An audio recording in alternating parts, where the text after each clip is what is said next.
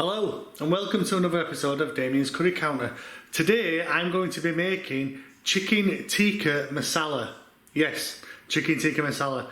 Now this is not a hot dish or a burning dish or a burning type of a curry. It is a very mild sweet curry.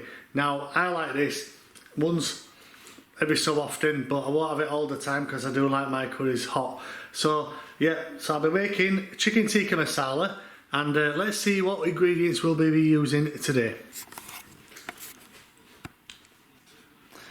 So, ginger and garlic paste, tandoori spice marinade, red food colouring, butter ghee, base gravy. I've gone for 4 big chicken breasts because it's going to fill some portions up. Lemon juice, table salt. I'm in two minds now to either use coconut flour or coconut bits itself, but I'll decide when I start making the curry, and I'll let you know which one I'm using instead. Tandoori masala spice mix, that's a powder. Tomato puree, cinnamon sticks or cassis bark, as you want to call it. My own spice mix, natural yogurt, fresh shingle cream, and a little bit of sugar. And like I said, yep, today I will be making chicken tikka masala, and I'm going to portion it out, and I'm going to bang some in freezer for later on, for next week I suppose. So let's get cooking and let's see how we get on with chicken tikka masala. See you in a bit. Right, so I'm just pre-cooking my chicken because it's always best to pre-cook your chicken before you put it into its actual meal. I never put raw meat into a curry. I always like to have it nice and cooked right before it goes into the pan itself with all the other ingredients. So, like I said, chicken tikka masala. So, like I said, I pre-cooked my chicken. So now it's time to add the colour of the chicken. So, red food colouring. About 1 tablespoon. Sprinkle it across. Try to get it all off. And then all we do, mix it down.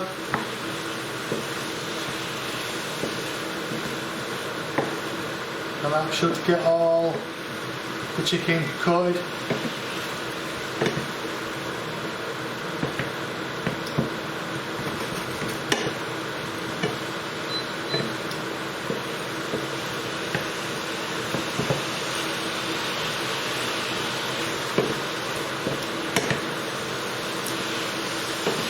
Remember, this just gives the colour of the tandoori, of the tikka, because we will be adding tikka masala powder to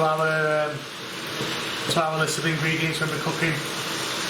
So yeah, as you can see, all the chicken is now covered. Right, so we'll leave that just to heat up a little bit more. And then we will start with our main ingredients and main cooking. Right, and we're going to be back with cooking our main ingredients now. So, in the pan, you want 3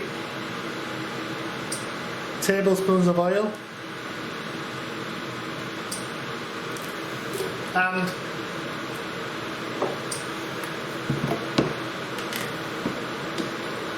1 tablespoon of butter ghee.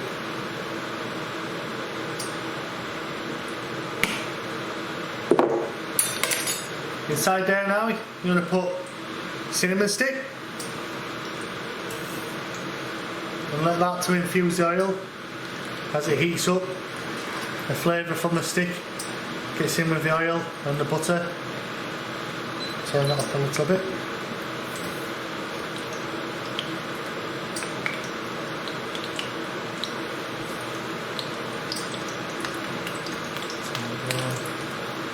Get it nice and going. Get that oil all infused with the cinnamon. So you want to put that in and keep it there. Next to go in is our garlic and ginger paste. And you're going to want about, I'd say, 1 teaspoon.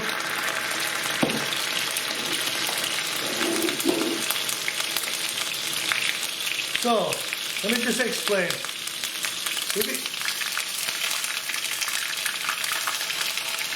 With it spitting like that, it's because of the garlic and the ginger paste has something from jars like this. They put water in it to preserve it a little bit.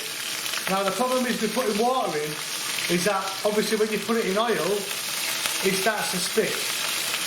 Now, if you want to make your own garlic and ginger paste at home, you can do. But you just don't put oil and just do not put water in it. Bang it in a jar and put it in your fridge and it'll last you a long, long time. If you want to make garlic and ginger paste your own, I would go with either a 50-50 combination or a 60-40 in favour of the garlic. Right, so we've left that to fry up. And then go over this. Right, next to go in are our spices. So I've got some of my spice mix in here, garam masala, some salt, and a tiny little bit of paprika, non-smoked.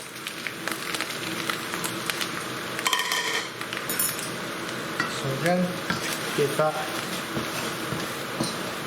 stir.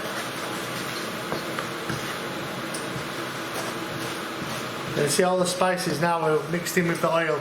It's not burning or anything like that. It's not sticking to the pan. Which you can tell if it sticks to the pan, then it's burning. Which this isn't. It's just in a nice viscosity for me.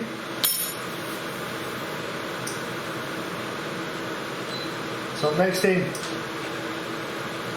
is our tomato puree.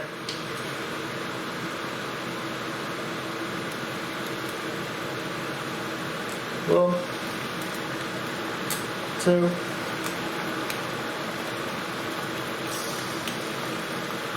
3, 4, 5.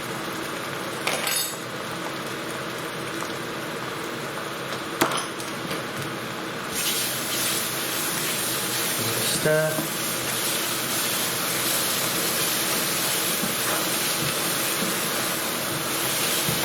Now, we're going to add some base gravy.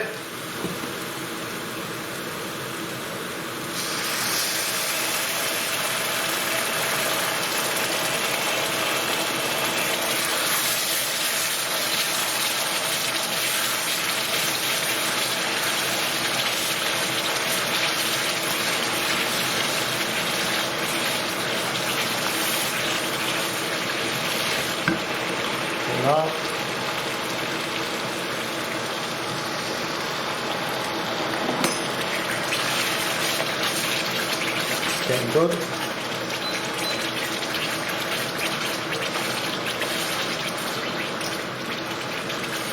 Make sure that it's not too thick that it starts to make craters.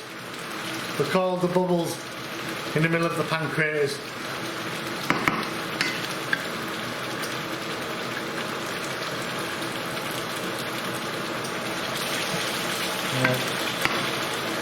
Now I'm going to want to put in our pre-cooked chicken.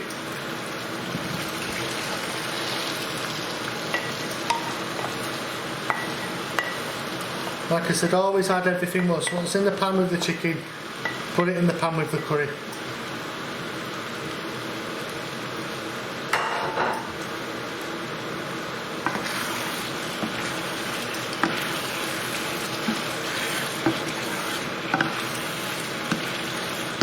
Give it a mix.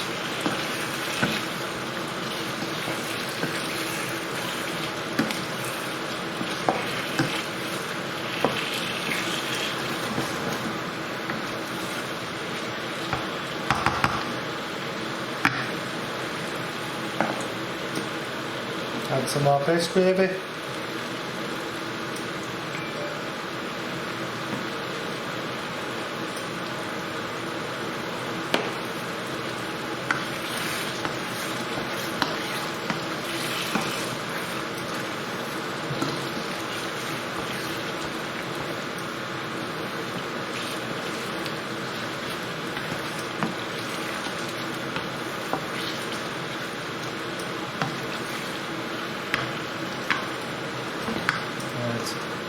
Now we're going to want to enter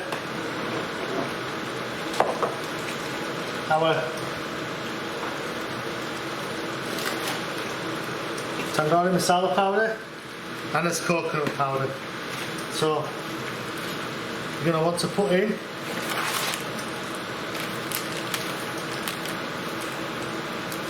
I'd say 1 tablespoon of tandoori masala and 3 tablespoons of coconut flour or powder.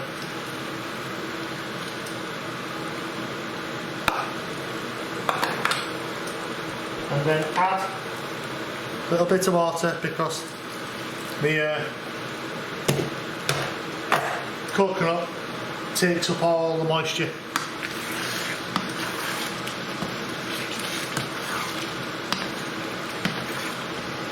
So we need to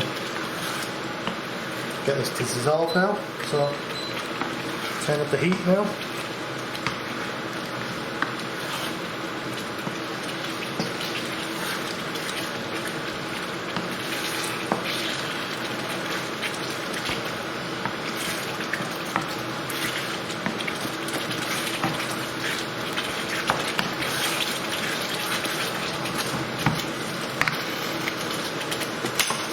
Now you want to add the rest of your base gravy.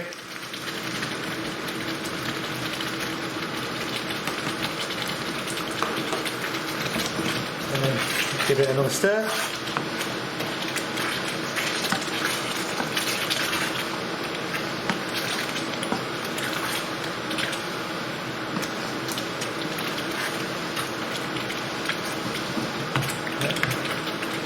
Let that cooking, and now we want to add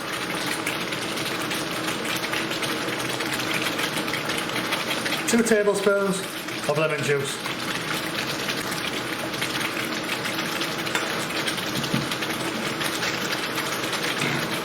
Again, give it a stir.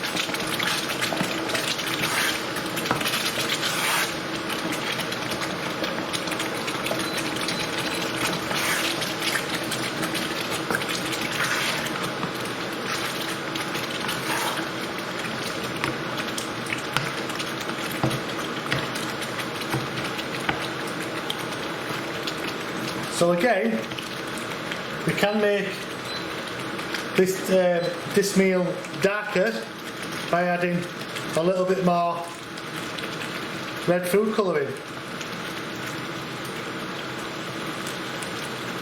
Because traditionally, a tikka masala is quite dark.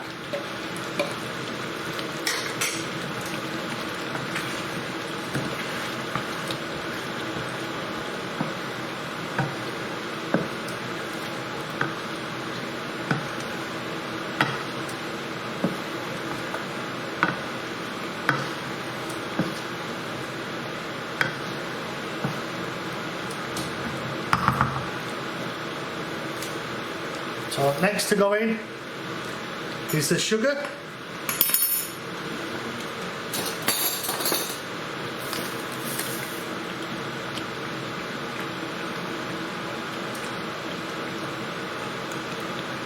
One and a half tablespoons of sugar should be okay on this.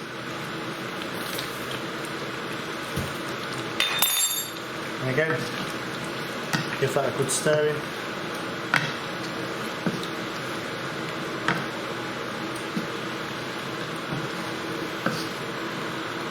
So as you're stirring it, you're still mixing the coconut powder, the sugar, all the red food colouring that you're seeing.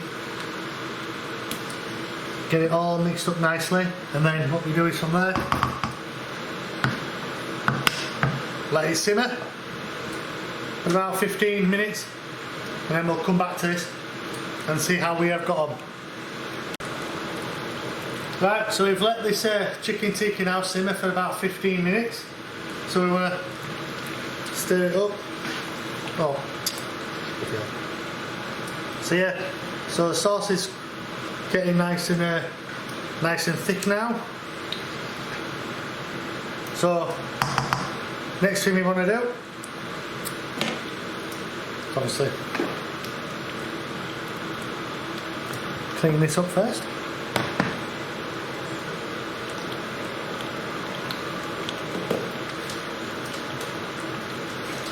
So next thing we want to do is add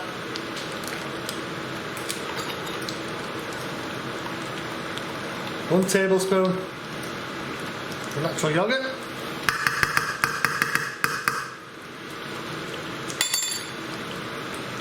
keep that a mix.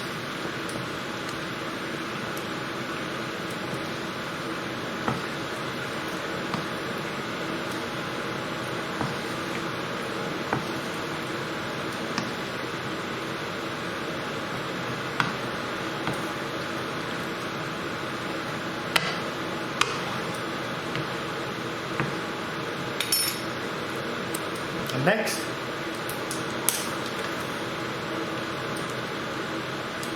I want to add some single cream.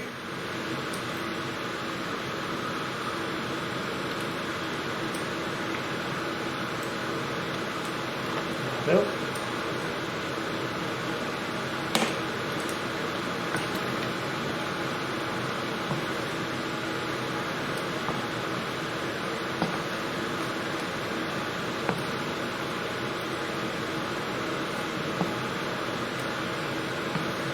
Now, because we've added the single cream and the yogurt, it's turned it a bit more brighter colour.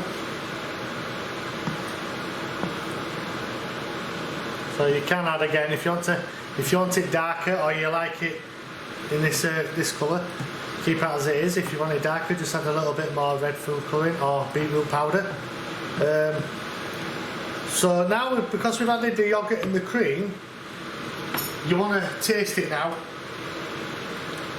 because you might need to add a little bit of sugar or more coconut or whatever you think, because it will have changed the flavours with the cream and the yogurt.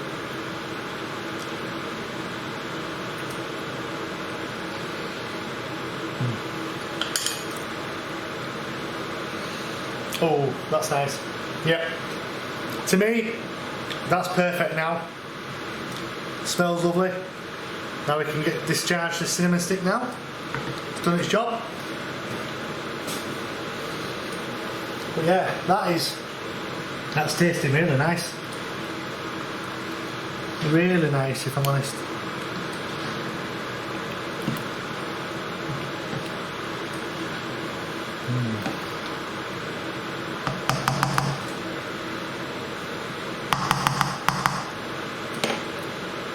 So if you want now, you can add, some people like to put different stuff on it, you know, like nuts and stuff like that, so you can put some almonds on it, or you can put some, I've even seen people put walnuts on it, you know, crumbled up and stuff like that. It's up to you.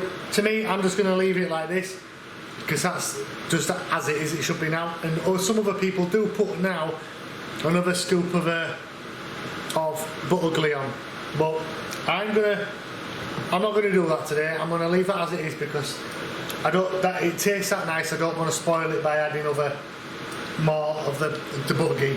So the only thing left to do now is to leave that to simmer for a little bit now, and then we can plate it up. Right, we're back. I've left this simmering now for about 10 minutes, and as you can see, the colour of it has got darker, and looking like a proper tikka masala now. So the only thing to do now is to dish it up.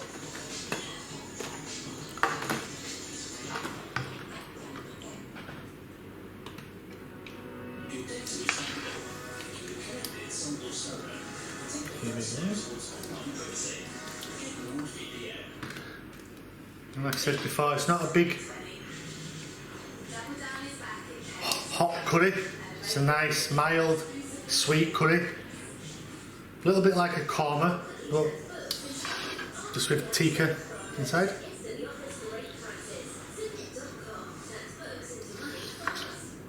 And get all your sauce out of your pan.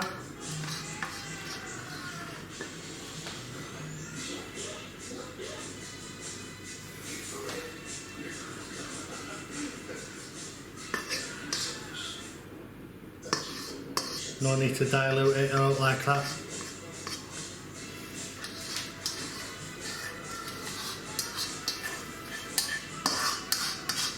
Like I said, you want to get it all out.